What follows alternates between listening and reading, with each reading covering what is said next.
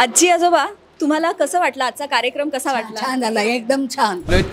चालू आहे ना? चालू आहे ना, कुठली चालू आहे? ठरलं तर मग आजी आजोबांना जास्त ट्रॅव्हल नाही करता येत, त्यांना चालता येत नाही फार, त्यामुळे मग आम्ही त्यांच्यासाठी पहिला कार्यक्रम इथे करायचो जो छान भावगीतांचा आणि जुन्या गाण्यांचा असायचा. ना कुष्ठरोग झालेला आहे, हे कसे काम करणार, तर त्यांच्याच त्या हातांमधनं ही कला आज बाहेर येते. त्यामुळे तुम्हाला कळत असेल की ह्या आजाराला घाबरण्याची काहीच गरज नाही आहे.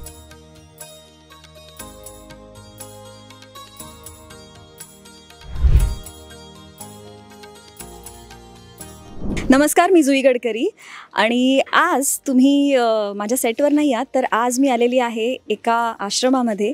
तुम्हा सगळ्यांनाच माहिती आहे की ऑन स्क्रीन असो किंवा ऑफ स्क्रीन माझं आणि आश्रमाचं खूप जास्त जवळचं नातं आहे. आणि आज तुम्ही आलेले आहात शांतीवन ह्या आश्रमामध्ये आणि आत्ता तुम्ही आहात रामकृष्ण निकेतन वृद्धाश्रमात. तर चला आज आपण इथल्या आजी आजोबांना भेटूया. आणि मी आज त्यांच्याबरोबर वसुबारस साजरी करायला आलेली आहे. दिवाळीचा पहिला दिवस मी नेहमी ह्या आश्रमामध्येच साजरा करते. तर प्लीज आपण आज जाऊया आणि सगळ्या आजी आजोबांबरोबर एकदा गप्पा मारूया. तर आत्ता सगळ्या आजी आजोबांचं लंच सुरू आहे इथे आणि मस्त जेवायला बसलेले आहेत सगळे. या आतमध्ये आपण त्यांच्याशी गप्पा मारूया. आजी आजोबा तुम्हाला कसं वाटलं आजचा कार्यक्रम? कसा वाटला? छान झाला एकदम छान. आवडला? आवडला. आणि आजपासून तुमच्या दिवाळीची सुरुवात झाली आहे ना? छान. हो. तुम्हाला कसं वाटलं? छान वाटलं, करून छान, मस्त वाटलं, खूपच छान. अगदी मला ऍक्च्युली त्यांना विचारायला कसं तरी वाटतं. ह्या पण आजी आहेत इथे. कसा वाटला? एक नंबर. हृदय में बैठ गया. काय? हृदय में बैठ गया. हो, हृदय में बैठ गया असं म्हणतायत आजी. त्यामुळे आता लंच सुरू आहे. आजोबा तुम्हाला कसा वाटला? छान झाला. आवडलं? दरवर्षी आम्ही इथे येतो आणि या आजी आजोबांबरोबर आम्ही दिवाळीची सुरुवात करतो त्यांच्याबरोबर. इथे आता पुढे आम्ही पण जाऊन जेवणार आहोत, तर एक दिवस यांच्याबरोबर घालवायचा अशी आमची वर्षानुवर्ष इच्छा असते आणि त्यांच्या चेहऱ्यावरचा आनंद बघून आम्हालाही खूप छान वाटतं. तर आता त्यांचं लंच सुरू आहे. काय आजींना काहीतरी बोलायचं आहे? काय? छान झालं, मस्त कार्यक्रम. आवडला? Okay, thank you. Happy Diwali. Happy Diwali. Happy Diwali. तर आपण काय कसा नाव सांगायचं नाही, कार्यक्रम एकदम फारच छान झाला. सगळी क्लासिकल गाणींना खूप मजा आवडली. आवाज छान आहे, आम्हाला आवडला. पुष्कळ मस्त आहे तुझा प्रोग्राम. Thank you so much. तर आजी आजोबांचं जेवण असंच सुरू राहील. चालू आहेत की नाही? चालू आहे ना? चालू आहे ना, कुठली चालू आहे? ठरलं तर मग. हो का? ठरलं का? हो, तर आजी आजोबांना आपण आता जेवून देऊया इथे आणि पुढच्या आपण इथल्या आपण पूर्ण परिसर बघणार आहोत. तर आता जाऊया आपण नेक्स्ट बिल्डिंगला. आत्ता आपण आहोत रामकृष्ण निकेतन वृद्धाश्रम या बिल्डिंगजवळ. मला ह्याची एक आठवण सांगावीशी वाटते की जेव्हा मी 20 वर्षांपूर्वी इथे पहिल्यांदा आलेले तेव्हा ही बिल्डिंग अशी नव्हती. खूपच छोटं स्वरूप होतं. असे गेट्स नव्हते किंवा असं छान जे सुशोभीकरण झालेलं दिसतंय तसं नव्हतं.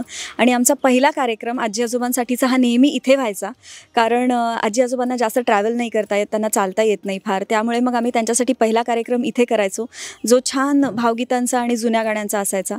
त्यामुळे ह्या बिल्डिंगमध्ये माझ्या खूप आठवणी आहेत. माझी सुरुवात गाण्याची इथनं झालेली आहे.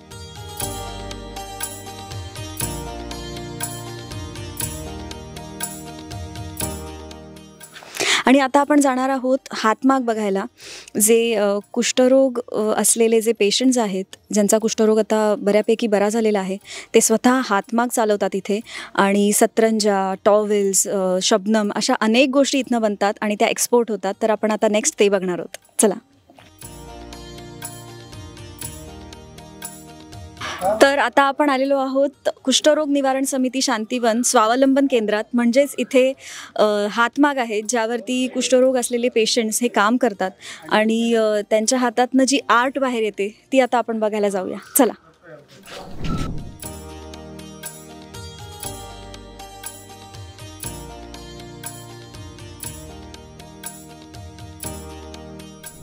तर आता आपण बघतोय हातमाग.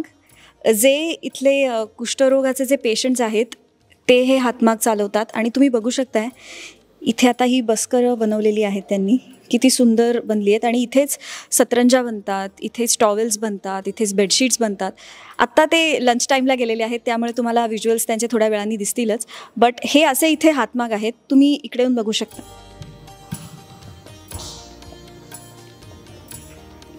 आणि आपण जे नेहमी म्हणतो की हातमागावर केलेल्या गोष्टी इतक्या कॉस्टली का असतात, तर त्यामागे ही मेहनत असते त्यांची. आणि मला एकच सांगायचं आहे की आपण म्हणतो की ह्यांना कुष्ठरोग झालेला आहे, हे कसे काम करणार, तर त्यांच्याच त्या हातांमधनं ही कला आज बाहेर येते. त्यामुळे तुम्हाला कळत असेल की ह्या आजाराला घाबरण्याची काहीच गरज नाही आहे. आज ती माणसं जर का इतकी छान काम करू शकत आहेत, तर त्यांना आपण समाजातनं बाहेर काढता कामा नये.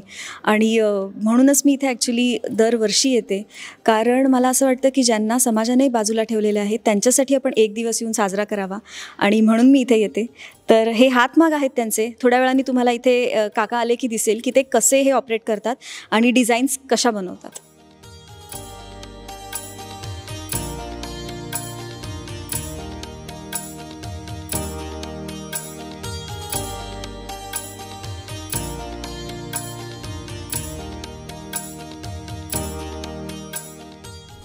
तर आज तुम्ही सगळ्यांनी माझ्याबरोबर शांतिवन आश्रम कसा आहे हे बघितलं आहे, आणि गेली 20 वर्ष माझं इथे येण्याचं काय कारण आहे हेही तुम्हाला कळलं आहे. ऋणानुबंध आहे तिथल्या सगळ्यांशीच, आणि एक छान असं रिलेशन सगळ्यांशी झालेलं आहे. आणि इथे येण्याचं एकच कारण हे असतं की सगळ्यांचे एकतर आशीर्वाद मिळतात, त्यात त्यांच्या चेहऱ्यावरचा जो आनंद असतो त्याच्याने आम्हाला एनर्जी मिळते पुढचं अख्खं वर्ष काम करण्याची. आम्हाला आशीर्वाद मिळतात एवढे. आणि त्याचबरोबर तुम्ही हातमाग बघितले, तुम्ही इथल्या सगळ्यांना बघितलं. माझं एवढंच सगळ्यांना एक आव्हान आहे की सगळ्यांनी इथे जास्तीत जास्त संख्येत या, आणि ह्यांना मदतीची गरज आहे किंवा इथल्या पेशंट्सला मदतीची गरज आहे. आणि इथे तुम्ही येऊन शॉप करू शकता. तर जास्तीत जास्त संख्येने इथे या.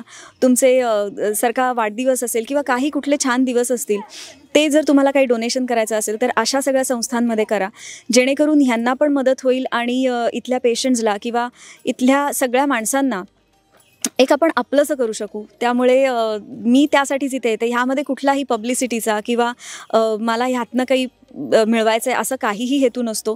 इनफॅक्ट मी इथे जास्तीत जास्त माणसांना बोलवते, त्यांना सांगते की तुम्ही पण इथे येऊन बघा हे कसं आहे. आणि जास्तीत जास्त डोनेशन्स आम्ही इथे देण्याचा प्रयत्न करत असतो. आणि हे दिवाळीचं हे डोनेशन झालं.